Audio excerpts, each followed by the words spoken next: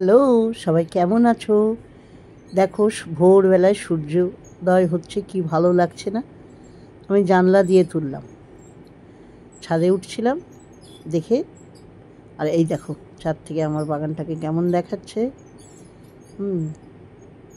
তোমাদের কি ঘুম ভেঙে গেছে? এই সময় কটা বাজে? তখনও 6টা বাজেনি। হ্যাঁ, আমাদের দিকে তাকিয়ে আছে সূর্য। এইবার দেখো আমার জবা ফুলগুলোকে, এখন শীত আসছে বলে একটু ছোট হয়ে গেছে, কিন্তু বিশাল হয় এই জবাটা। কালকে আর একটা ফুটবে এখানে। এটা আবার কালকের ফুল, কিন্তু গতকাল ফোটা, আজকে আছে এখনও। এটা গতকাল ফুটেছিল, কিন্তু এটা ঝিমিয়ে গেছে। আর ওই একটা কুড়ি আছে। নিয়ে চলো এবার বাজারে একটু আলু নেবো। বন্ধুরা, ঘরে কিছু না, বাজার নিচে একটা সবজিওয়ালা আসে। বাজার এখন যাওয়াও হচ্ছে না, যাবো আর কদিন পরে যাব। তাই মাছ আছে, মাছটা তো আগের দিন তোমাদের দিকেই নিচ থেকে নিয়ে নিয়েছি। তাই আজকে একটু সবজি নেব। সবজি দাদা এসে, সবজি বলতে বেশি কিছু নেব না, একটু আলু আর পেঁয়াজ, আর দেখি যদি টুকটাক যদি কিছু পাই।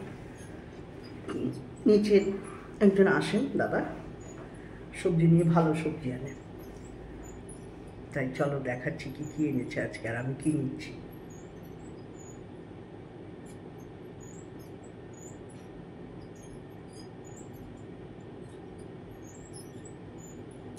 দেখেছো, সবজিওয়ালাটার কাছে এসেছি, তো আলু পেঁয়াজ নিয়ে নিলাম, কারণ বাজারে যেতে হবে আমাকে, মাছ টাছ কিছু আনতে হবে। তো বাজারে যাব, একটু বেশি দিনের সবজি নিয়ে আসবার। এখানে সবজির দাম বেশি, বাধ্য হয়ে নিতে হয়, কিন্তু বাজারে যাব যখন, পাশের বাড়ি দিদি আর আমি যাব, একটু মাছ আর বেশি করে সবজি নিয়ে আসবো। আলু পেঁয়াজটা এখান থেকে নিয়ে নিলাম। বন্ধুরা, ব্যাগ নিয়ে বাজার যাচ্ছি। কিছু বাজার নেই, সবজি টবজি সামনে থেকে কিনতে পারি, কিন্তু প্রচুর দাম হয়, বুঝলে।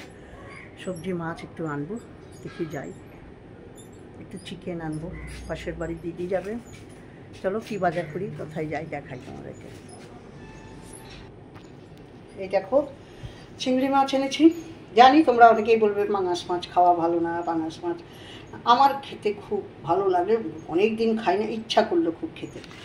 আর একটু কিমা এনেছি, একটু ঘুগনি করব, আমি একটু মাছ রান্না করব। মাছের তেলটা রেখে দিলাম, আর এখানে একটু চিকেন এনেছি। চলো আর কি এনেছি দেখাই। দেখো একটা ডিম এনেছি, ডিমগুলো ধুতে হবে, ধুয়ে পরিষ্কার করে যে আমি এটার মধ্যে করে ফ্রিজে রেখে দিই।